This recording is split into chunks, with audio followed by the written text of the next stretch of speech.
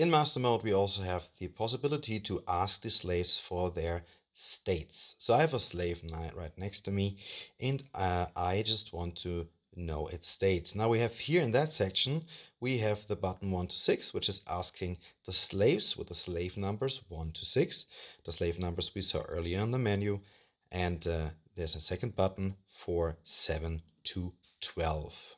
Now I go here to 1 to 6, and I see that the other one is set to be with the slave number 2. The slave number 2 shows that it's 4 out of 5 battery, it has full signal, and the key is not turned, meaning this key that controls the output of the slave device. And of course, if that one is not turned, you can't fire on the slave. And the network can also not get powered up. So I'm now turning that key on the slave device next to me. And you see now that it now shows that it's enabled. This equal shows you that the temperature is okay.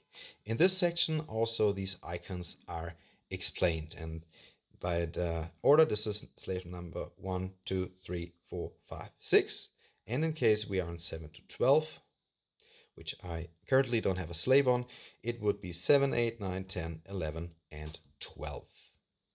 If you want to leave that, you can either press back or you can press that key again, and you will leave slave base checking. So we are checking here the slave base status.